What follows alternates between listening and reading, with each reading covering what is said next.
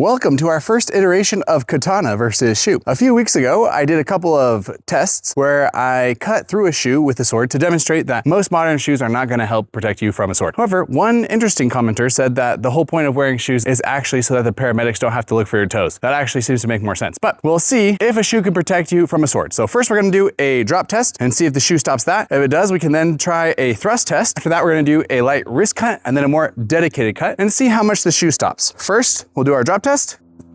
So that went into the shoe, but did not come out the other side. Let's do one more, and then we'll do a thrust.